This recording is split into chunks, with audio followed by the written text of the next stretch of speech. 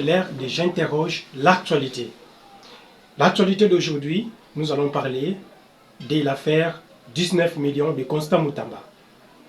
Comme vous l'avez suivi hier, peut-être non, mais Constant Moutamba s'est présenté à la Cour de cassation ce 9 juillet 2025.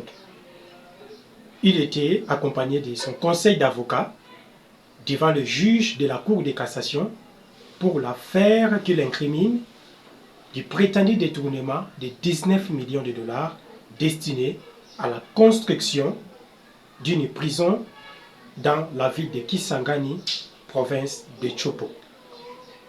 Pour le premier jour, le premier constat est que le ministre était arrivé un tout petit peu en retard. Certains parlent d'une trentaine, quarantaine de minutes, d'autres parlent même d'une heure de temps. Il est arrivé un peu en retard, mais il s'en est excusé devant le juge de la Cour de cassation. Également son conseil, comme c'était les premiers jours, c'était question pour le juge de la Cour de cassation de vérifier la régularité de la démarche menée par le procureur général près cette juridiction avant de pouvoir tabler sur cette affaire. Et comme nous l'avons suivi, les juges ont trouvé que la procédure menée par les procureurs ou par les magistrats instructeurs était conforme bel et bien à la loi.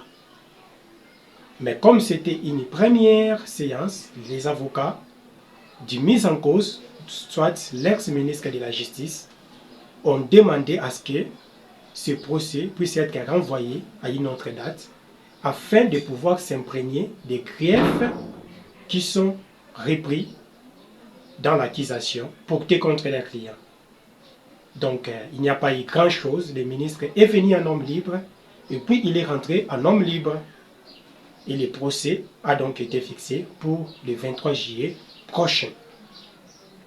Le ministre aura donc à porter ses preuves devant le juge de la Cour de cassation afin de pouvoir démentir les accusations ou les charges qui sont mises, passez-moi les pléonasmes, qui sont mises à sa charge par le procureur général qui lui reproche d'avoir détourné une somme de 19 millions destinée à la construction d'une prison centrale à Kisangani.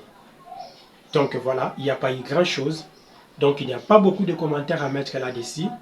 Dans les jours à venir, nous allons interroger les maîtres avocats, les juristes de manière générale, pour savoir un peu plus sur le fond et la forme de ces procès qui nous tient à l'haleine depuis un certain moment. Quant à moi et vous, on se sépare par ici et on se retrouve très prochainement. Au revoir.